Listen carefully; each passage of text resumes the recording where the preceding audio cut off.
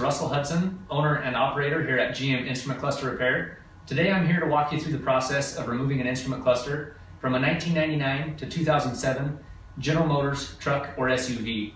If you'd like more information about our process, please feel free to visit our website at gminstrumentcluster.com, or you can call us direct at 801-607-5352.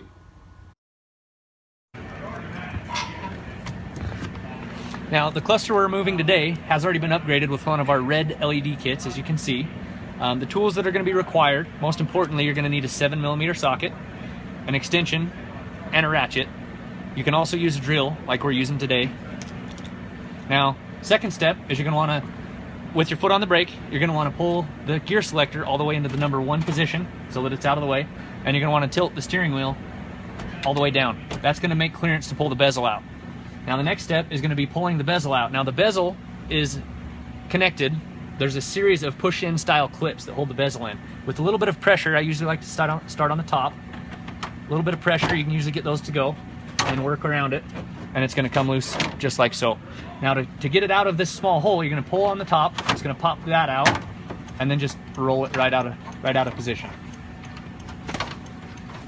Now it looks like that one did turn our hazard switch on. We're just going to go ahead and turn that back off.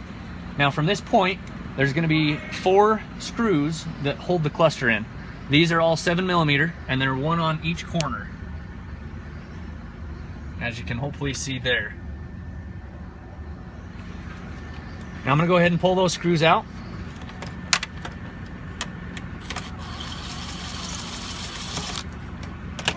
This process can be done quite easily. Sometimes when these clusters have been in a while, some of the connectors, some of the screws may be a little stiff. Just give them a little extra pressure and they should pop out.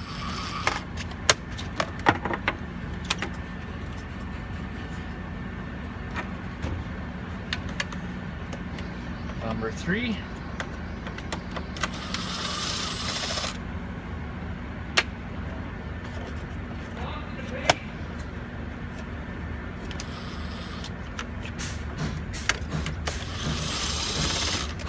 And number 4. And this is what the screws look like, just so you know what you're up against.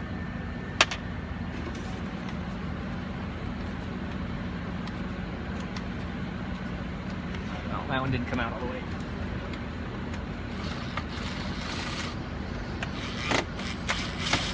There we go.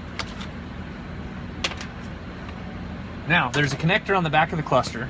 Sometimes that can be a little sticky, sometimes it takes a little added pressure, sometimes it takes a little wiggling.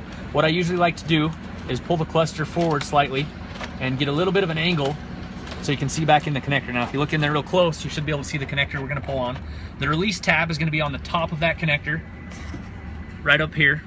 Now what you're going to do is you're going to go ahead and pull on that release connector. You heard it click, that was actually it releasing. Give it a good wiggle and pull, and there it come right out. And now if you zoom in right close on that, you can see that's the release tab right there. That's what you need to pull up to make sure that releases. Sometimes that will stick and you need to give it a little bit more pressure. Sometimes even you can use a screwdriver if it's really stuck in there. Now that we got the electrical out of the way, the cluster just needs a simple twist and it should pull right out just like so.